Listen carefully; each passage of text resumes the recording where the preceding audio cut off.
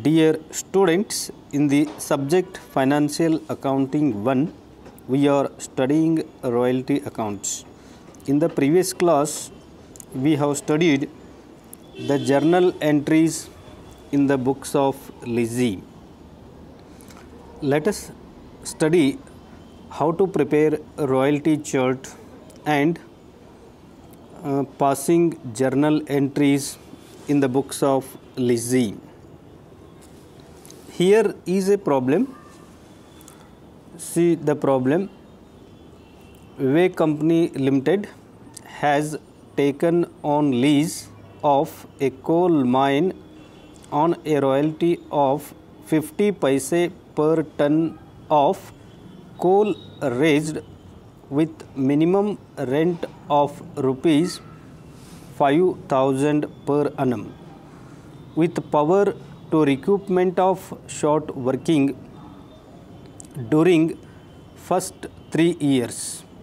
The output for 4 years was as under: first year 8,000 tons, second year 9,000 tons, third year 12,000 tons and fourth year 15,000 tons. For this problem, we will study how to prepare a royalty chart and what are the journal entries, how to pass journal entries in the books of Lizzie. Here Vivek Company Limited is Lizzie. First you have to prepare a royalty chart and make here 9 columns.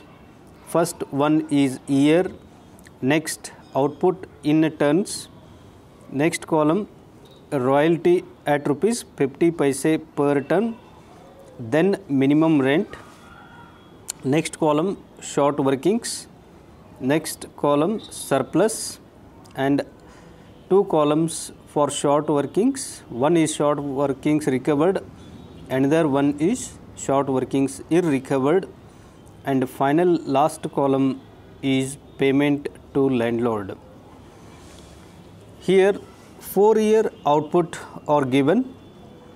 Write in the year column 1, 2, 3, 4 years. Next, as in the given problem, enter all the output in tons in output column. First year 8,000, next 9,000, third year 12,000, fourth year 15,000. Here in the problem, a royalty is payable at 50 paise per ton. So 8,000 ton into 50 paise is equal to 4,000. So first year royalty is 4,000 rupees and second year 9,000 output, that is production, into 50 paise per unit, and the royalty will be 4,500. Like in third year 12,000 into 50 paise is equal to 6,000 rupees royalty, and fourth year output is 15,000 tons into 50 paise per unit, means the royalty will be 7,500 rupees.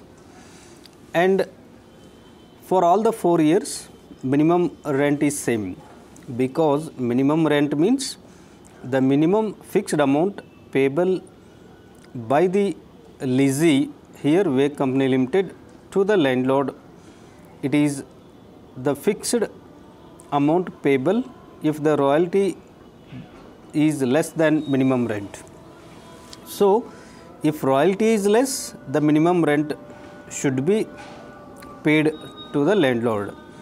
So for all the 4 years, the minimum amount or minimum rent payable is 5,000, 5,000, 5,000, 5,000. For all the years 5,000 will be the same.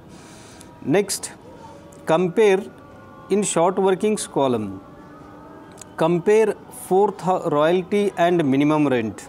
If actual royalty is less than minimum rent, the difference between these two is short working. So here royalty is 4,000, minimum rent is 5,000. In the first year, short working is 1,000. That is, excess of minimum rent over actual royalty is 1,000. ಮೊದಲನೇ ವರ್ಷ short working 1,000 ಇದೆ, ಏಕೆಂದರೆ minimum rent 5,000 ಇದೆ ಮತ್ತು royalty 4,000 ಇದೆ. Minimum ರೆಂಟ್ಗಿಂತ royalty ಎಷ್ಟು ಕಡಿಮೆ ಇದೆ ಆ ಹಣಕ್ಕೆ ನಾವು ಶಾರ್ಟ್ ವರ್ಕಿಂಗ್ ಎಂದು ಕರೆಯುತ್ತೇವೆ. ಹಾಗಿದ್ದಾಗ ರಾಯಲ್ಟಿ ಮತ್ತು ಶಾರ್ಟ್ ವರ್ಕಿಂಗ್ ಸೇರಿ ಮೊದಲನೇ ವರ್ಷ ಮಿನಿಮಮ್ ರೆಂಟ್ಗೆ ಸಮ ಆಗೋದ್ರಿಂದ ಕನಿಷ್ಠ ನಿಗದಿಪಡಿಸಿದ ಹಣ, ಮಿನಿಮಮ್ ರೆಂಟ್ ಅಂದರೆ ಕನಿಷ್ಠ ನಿಗದಿಪಡಿಸಿದ ಹಣವನ್ನು ಲ್ಯಾಂಡ್ಲಾರ್ಡ್ಗೆ ಕೊಡಬೇಕಾಗುತ್ತೆ. ಆದ್ದರಿಂದ ಮೊದಲನೇ ವರ್ಷ ಶಾರ್ಟ್ ವರ್ಕಿಂಗ್ ಅಂದರೆ ಕೊರತೆ ಹಣ. ನೆಕ್ಸ್ಟ್ ಕಾಲಮ್ ಇದೆ ಸರ್ಪ್ಲಸ್. ಸರ್ಪ್ಲಸ್ ಅಂದರೆ ಹೆಚ್ಚಿಗೆ ಇದ್ದ ಹಣ. ಶಾರ್ಟ್ ವರ್ಕಿಂಗ್ ಅಂದರೆ ಕೊರತೆ ಹಣ ಡೆಫಿಸಿಟ್ ಇದ್ದಾಗ ಸರ್ಪ್ಲಸ್ ಇರುವುದಿಲ್ಲ. ಮಿನಿಮಮ್ ರೆಂಟ್ಗಿಂತ ರಾಯಲ್ಟಿ ಹೆಚ್ಚು ಇದ್ದಾಗ ಮಾತ್ರ ಸರ್ಪ್ಲಸ್ ಎಂದು ಕರೆಯುತ್ತೇವೆ. If royalty is more than minimum rent, then only the excess of royalty is called surplus. ಮೊದಲೇ ವರ್ಷ ಹಾಗಾದರೆ ರಾಯಲ್ಟಿ ಮಿನಿಮಮ್ ರೆಂಟ್ಗಿಂತ 1,000 ಕಡಿಮೆ ಇದೆ, ಅದರಿಂದ ಶಾರ್ಟ್ ವರ್ಕಿಂಗ್ 1,000 ಇದೆ. ಹಾಗಾದರೆ ಸರ್ಪ್ಲಸ್ ಇರೋದಿಲ್ಲ. ಶಾರ್ಟ್ ವರ್ಕಿಂಗ್ ರಿಕವರ್ಡ್ ಇರ್ರಿಕವರ್ಡ್ ಮೊದಲನೇ ವರ್ಷ ಬರೋದೇ ಇಲ್ಲ. ಹಾಗಾದರೆ ಪೇಮೆಂಟ್ ಟು ಲ್ಯಾಂಡ್ಲಾರ್ಡ್ ಅಂದರೆ ಲ್ಯಾಂಡ್ಲಾರ್ಡ್ಗೆ ನಾವು ಕೊಡಬೇಕಾದನ್ನು 5,000 ಆಗುತ್ತದೆ. In the first year, as there is no short working recovered and also there is no irrecovered, the amount payable to landlord is 5,000. In the second year, again minimum rent is 5,000 and royalty is 4,500. The difference between these two is 500, that is short working. As royalty is less than minimum rent, the difference is called short workings. So here there is no surplus. In the next column there is no surplus. Short working recovered does not exist because there is no any surplus. ಯಾವುದೇ ವರ್ಷದಲ್ಲಿ surplus ಇದ್ದಾಗ ಹಿಂದಿನ ವರ್ಷದಲ್ಲಿ ಕೊರತೆ ಹಣ short working ಅದು paid ಆಗಿದ್ದರೆ ಮಾತ್ರ ನಾವು ರಿಕವರಿ ಮಾಡ್ಕೊಳ್ತೀವಿ. ಇಲ್ಲಿ ಯಾವುದೇ ರಿಕವರಿ ಅವಶ್ಯಕತೆ ಇರುವುದಿಲ್ಲ, ಯಾಕಂದರೆ ಆ ಎರಡನೇ ವರ್ಷದಲ್ಲಿ ಯಾವುದೇ ಸರ್ಪ್ಲಸ್ ಇರುವುದಿಲ್ಲ. ಇರ್ರಿಕವರೇಬಲ್ ಅದು ಸಹಿತ ಇಲ್ಲಿ ಇರುವುದಿಲ್ಲ, ಏಕೆಂದರೆ ಶಾರ್ಟ್ ವರ್ಕಿಂಗ್ ರಿಕವರಿ ಮಾಡಲಿಕ್ಕೆ ಕೊಟ್ಟಂಥ ಕೊನೆಯ ಅವಧಿ ಮೇಲೆ ಪ್ರಾಬ್ಲಮನ್ನು ನೋಡಿದಾಗ ಫಸ್ಟ್ 3 years ಇದೆ. ಹಾಗಾದರೆ ಆ ಸೆಂಟೆನ್ಸನ್ನು ನೀವು ನೋಡ್ಬೋದು. With a power to recoupment of short working during the first 3 years. ಮೊದಲೇ 3 ವರ್ಷಗಳವರೆಗೂ ಶಾರ್ಟ್ ವರ್ಕಿಂಗ್ ರಿಕವರಿ ಮಾಡಲಿಕ್ಕೆ ಅವಕಾಶ ಇರೋದರಿಂದ ಇಲ್ಲಿ ಎರಡನೇ ವರ್ಷದಲ್ಲಿ ಇರ್ರಿಕವರೇಬಲ್ ಯಾವುದು ಬರೋದಿಲ್ಲ. ಹಾಗಾದರೆ ಎರಡನೇ ವರ್ಷ ಸಹಿತ ಮಿನಿಮಮ್ ಅಮೌಂಟ್ ಲ್ಯಾಂಡ್ಲಾರ್ಡ್ಗೆ ಕೊಡಬೇಕಾಗುತ್ತದೆ, ಅದು 5,000. ಅದರಿಂದ ಪೇಮೆಂಟ್ ಟು ಲ್ಯಾಂಡ್ಲಾರ್ಡ್ 5,000 ಇದೆ. ನೆಕ್ಸ್ಟ್ ಮೂರನೇ ವರ್ಷದಲ್ಲಿ ರಾಯಲ್ಟಿ 6,000 ಇದೆ, ಮಿನಿಮಮ್ ರೆಂಟ್ 5,000 ಆಗುತ್ತೆ. ಹಾಗಾದರೆ ರಾಯಲ್ಟಿ ಜಾಸ್ತಿ ಇದೆ ಇರೋದರಿಂದ ಅಲ್ಲಿ ಶಾರ್ಟ್ ವರ್ಕಿಂಗ್ ಇರೋದಿಲ್ಲ. ಅದು ಹಾಗಾದರೆ ಸರ್ಪ್ಲಸ್ ಮಿನಿಮಮ್ ರೆಂಟ್ಗಿಂತ 1,000 ಹೆಚ್ಚಿಗೆ ಇದೆ. ಆ ಹೆಚ್ಚಿನ ಹಣದಲ್ಲಿ ನಾವು ಮೊದಲು ಕೊಟ್ಟಂಥ ಕೊರತೆ ಹಣವನ್ನು ಶಾರ್ಟ್ ವರ್ಕಿಂಗನ್ನು ರಿಕವರಿ ಮಾಡಲಿಕ್ಕೆ ಅವಕಾಶ ಇದೆ, ಏಕೆಂದರೆ ಇಲ್ಲಿ ಫಸ್ಟ್ 3 years ಮೊದಲೇ 3 ವರ್ಷಗಳು ಕೊನೆಯ ಅವಧಿ ಇರೋದರಿಂದ ಮೊದಲೇ 3 ವರ್ಷಗಳಲ್ಲಿಯೂ ರಿಕವರಿ ಮಾಡಲಿಕ್ಕೆ ಅವಕಾಶ ಇರೋದರಿಂದ ಈಗ ಮೂರನೇ ವರ್ಷ ಕೊನೆಯ ಅವಧಿ ಇದೆ. ಆದ್ದರಿಂದ ಇಲ್ಲಿ 1,000 ಸರ್ಪ್ಲಸ್ ಇರೋದರಿಂದ ಅದನ್ನು ನಾವು ರಿಕವರಿ ಮಾಡಲಿಕ್ಕೆ ಅವಕಾಶ ಇರೋದರಿಂದ ನಾವು ರಿಕವರ್ಡ್ ಕಾಲಮ್ದಲ್ಲಿ 1,000 ಬರೆಯಬೇಕು ಮತ್ತು ಇರ್ರಿಕವರೇಬಲ್ 500 ಆಗುತ್ತದೆ.